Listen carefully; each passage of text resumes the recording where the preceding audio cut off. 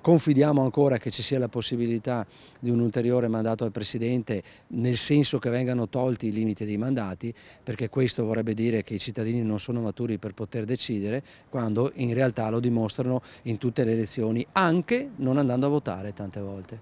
Una soluzione per due, ovvero quella che metterebbe d'accordo le due anime leghiste venete, quella che segue il segretario Salvini e quella del governatore Zaia, che dal canto suo è sicuro che i veneti confermeranno il consenso al Carroccio indipendentemente dal candidato. Questa è una ragione solida e saprà, i cittadini hanno ben chiaro, diciamo, qual è stato anche il grande lavoro che abbiamo fatto noi in tutti questi anni. Dopodiché io non perdo un secondo per la di ste robe, nel senso che non è che perdo sonni, vado a riunioni, niente. Continuo a governare, a amministrare, perché i veneti si meritano un governatore a tempo pieno fino all'ultimo istante e non uno che perde tempo a parlare di politica. Politica che invece parla e come del prossimo presidente del Veneto in un gioco delle parti e di rinnovo dei governi regionali, Lombardia in testa. E l'idea che la Lega scambi il Pirellone con Palazzo Balbi ha fatto insorgere l'ala zaiana e non solo, vista la presa di posizione di Mario Conte, sindaco di Treviso, presidente ANCI Veneto e stando in discrezioni con Alberto Stefani, seconda punta del Carroccio per le regionali, non si sa ancora se del 2025 o addirittura del 2026.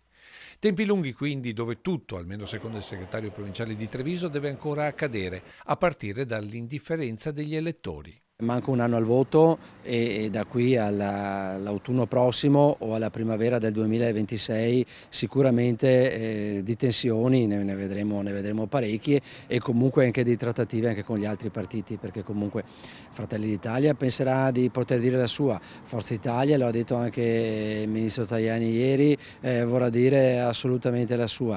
Il Veneto è la Lega, è stato la Lega, è la Lega tuttora,